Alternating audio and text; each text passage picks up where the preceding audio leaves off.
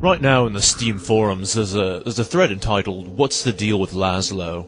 This is a great thread, I might add, simply because the scene in which Laszlo is killed is such a dramatic yet mysterious event. In the forum thread it's intensely debated as to whether or not you can actually save Laszlo from the antlions, but the majority of people claim you cannot, and I tend to agree. Now naturally, the purpose of this scene is to warn us of the hazards of stepping on the sand, but it does so in a very dramatic and yet somewhat funny fashion, and I do mean both funny ha-ha and funny strange. Laszlo's friend claims that he was the finest mind of his generation, but then does not elaborate, leaving us to wonder what precisely this cryptic statement means. And really, calling someone the finest mind of the generation is a rather grandiose claim. As we leave, Laszlo's friend tells us to go on, as there is quote-unquote something that he has to do. And what precisely this something may be we cannot find out, for if we linger, the man simply sits there and stares at Laszlo indefinitely. Perhaps it's better that we don't know. After we leave the man behind to do God knows what to Laszlo's corpse, we pass through a delightful area that's really a great deviation from all of the shooting and action we have just gone through. We're forced to make our way across a beach to the Vortigaunt camp without stepping on the sand, for as we now know, doing so will unleash a hellish swarm of violent antlions. This area of the game reminds me a great deal of games I played as a child with my cousins, in which we had to make our way through various rooms without touching the floor, which we claimed was molten lava, acid, or some other equally deadly substance. But of course we were soon dismayed by parents that did not want us climbing on top of the furniture. Luckily Gordon's parents are not with him, so we're free to explore the beach at our leisure, however hazardous, which is littered with an enormous amount of wreckage and other assorted junk. What I like most about this beach is that we're free to spend as much time as we want looking around and finding newer and cleverer ways of not stepping on the sand. And for once, there's no one nagging Gordon to move along. And P.S. cleverer is indeed a word. I checked. I looked it up. As soon as you step up on this ledge and hear the dreadful incidental music, you know things are going to get really pear-shaped. It looks even more suspicious when we see the two dead, broken bodies lying down in the sand. The first time I played the game and found myself here, I lingered a while on the edge of the rocks, debating whether or not I should sprint across the sand, or go back and retrieve some objects from the beach to use in crossing the sand. I hung around because I had the distinct impression that something quite horrible was about to happen. And of course, as soon as your toes hit the sand, all hell breaks loose. The antlion guards are without a doubt the most extraordinary creature in the game. To me they really rather resemble a cross between a horse and a lobster grown to enormous size. The model is very beautiful, and the animation and intelligence of this creature are just simply superb. Not only does the guard attempt to bludgeon you to death with its, well, I guess that's its head, but it also hurls whatever objects are in the vicinity at you at a very high velocity. And once the creature is dead, we get a chance to examine the monstrosity more closely. My favourite bits, personally, are the iridescent blue antenna. Yeah, I'm fond of things that are blue. Well, the Vortigaunt comes out of the camp and zaps open the dead antlion guard.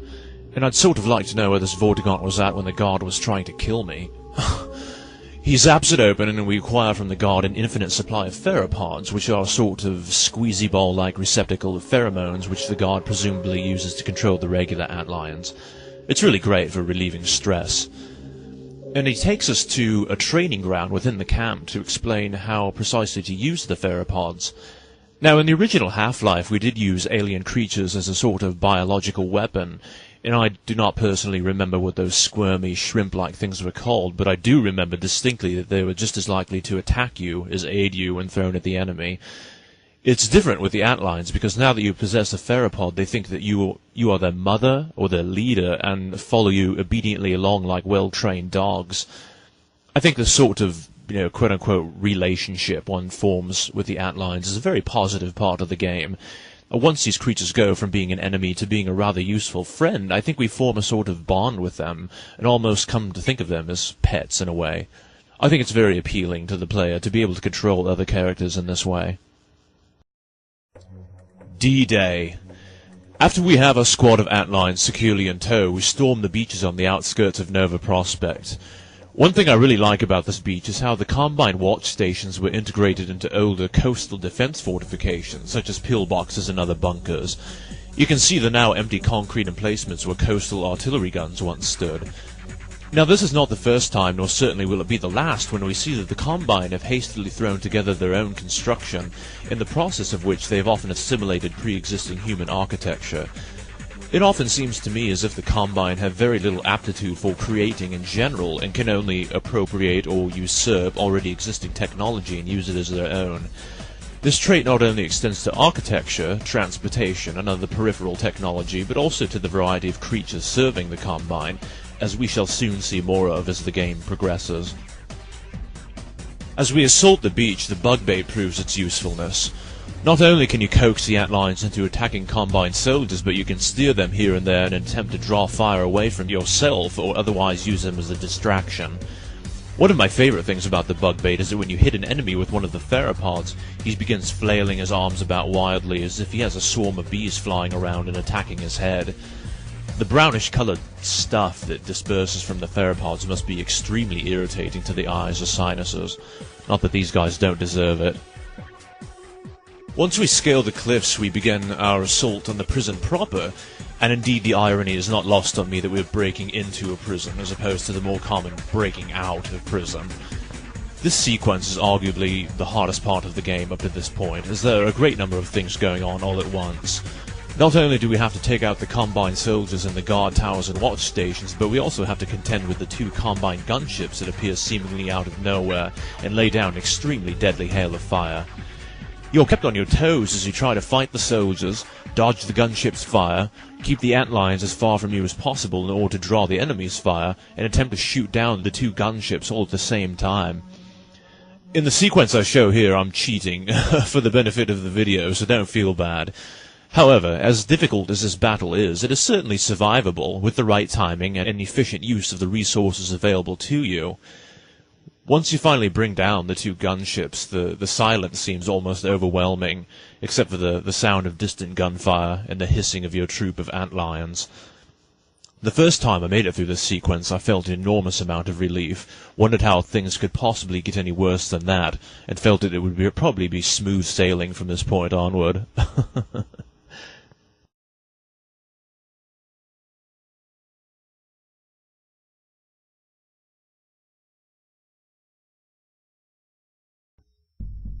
The moment we step through the doorway into Nova Prospekt and that dreadful, mournful music begins, we enter a dark, decaying labyrinth straight out of our worst nightmare. Alex told us that Nova Prospekt had once been a maximum security prison, but was, quote, something much worse than that now. It's plain to see that the cells have long been empty and the place has fallen into utter disrepair. For me, Nova Prospekt, despite all of its horrid gloominess, is probably one of the most beautiful interior spaces in the entire game. Much more even than Ravenholm, Nova Prospekt exudes a very palpable terror. The dimly lit rooms and textures of bare metal, concrete, chipped paint, broken glass, rotting tiles and rust combine to create a very strong sensation of trepidation and distress. Now, I've never been to prison myself, and visiting Nova Prospekt is one of the surest indications why. I have, however, in my time explored abandoned prisons before, and the resemblance between those places and Nova Prospekt is quite striking. It's clear to me that the Valve team simply must have visited and researched just such a place in their creation of this prison. Nova Prospekt really is a job very accurately and exceedingly well done. Alex's vague statement about the present function of Nova Prospekt made us wonder indeed what exactly the prison is being used for. It's quite clear that at the very least it is no longer being used to house criminals.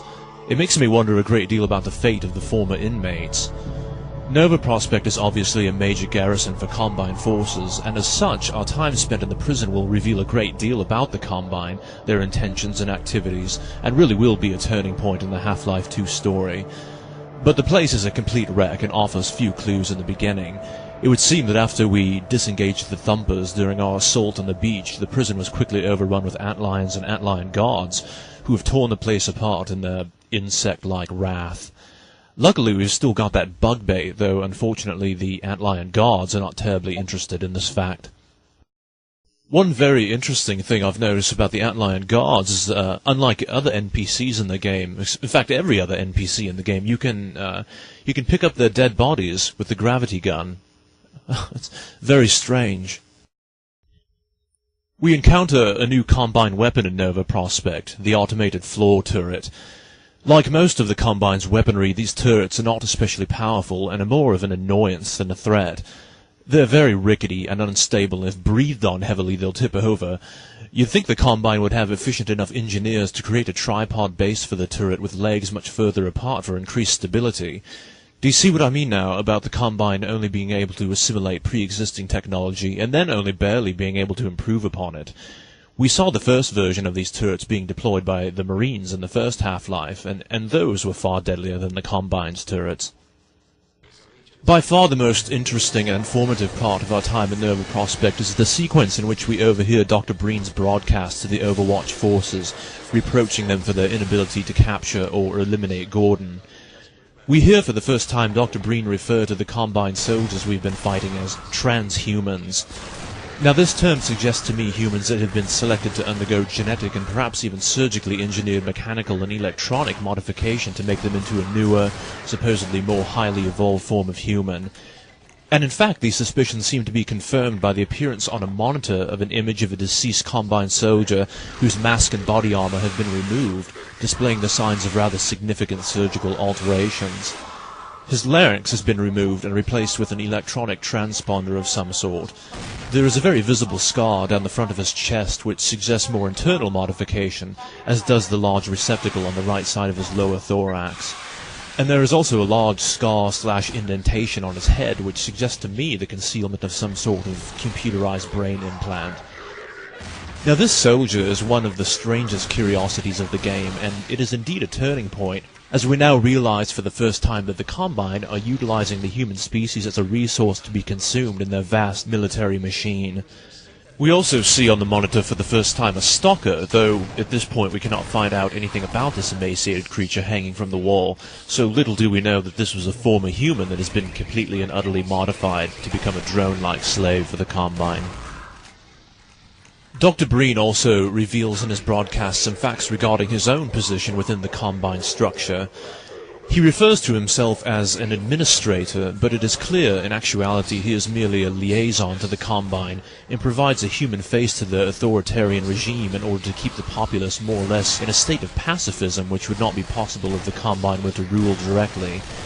He refers to the Combine as our benefactors, but even in the tone of his voice he seems himself to be stating this in a somewhat sarcastic manner, and it's obvious to all that there is nothing beneficial about the Combine's rule. Dr. Breen's broadcast is one of my favorite parts of the game, and I believe it is an extremely important part. Gordon was in suspended animation for a very long time, and as yet during our journey no one has bothered to fill us in on what has happened on Earth during the Combine occupation. We've gathered bits of information here and there by chance, but for the most part we've remained in the dark. Now, if you're anything like me, you're very engrossed by the Half-Life story, and to finally get the facts from Breen's broadcast is like a surprise gift, and is a very satisfying part of the gameplay.